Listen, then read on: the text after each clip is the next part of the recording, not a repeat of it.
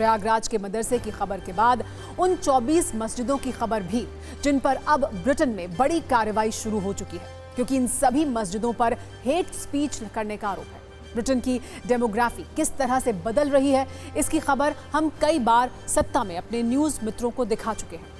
लेकिन कैसे अब ब्रिटेन की सत्ता अपने देश में कट्टरपंथ को लेकर सतर्क हो रही है, उस पर एक्शन ले रही है, आइए ये भी बताते हैं। ब्रिटेन में नफरत फैलाने के आरोप में 24 मस्जिदों पर एक्शन लिया जा रहा है।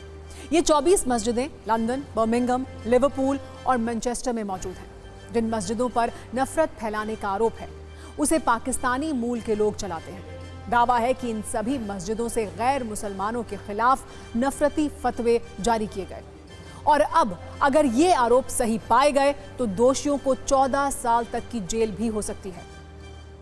ब्रिटेन की 24 मस्जिदों पर हेट स्पीच वाले जो आरोप लगाए गए हैं, उनकी लिस्ट बहुत लंबी है।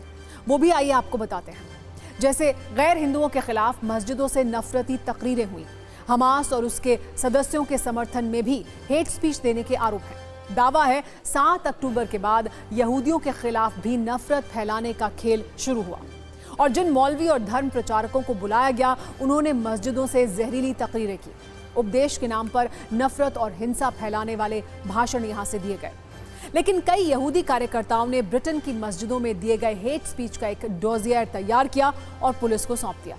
जुलाई में लेबर सरकार के सत्ता में आने के बाद इस पर सख्ती हुई है और अब इन 24 मस्जिदों की गतिविधियों और फंडिंग की जांच के आदेश दे दिए गए हैं। सोचिए, ये वही ब्रिटेन है जिसने दुनिया को धर्मनिरपेक्षता वाला विचार दिया, लेकिन पिछले कुछ वर्षों में उस ब्रिटेन की हालत क्या से क्या हो गई है। पिछले वर्ष लेस्टर में दंगे हुए, हिंदुओं को घर में घुसकर टारगेट किया गया, मंदिरों पर हमले किए गए। इसी तरह इस वर्ष लीड्स में भी हिंदुओं के खिलाफ हिंसा हुई। अब ब्रिटेन के अलग अलग शहरों से धार्मिक हिंसा वाली तस्वीरें आम हो गई हैं।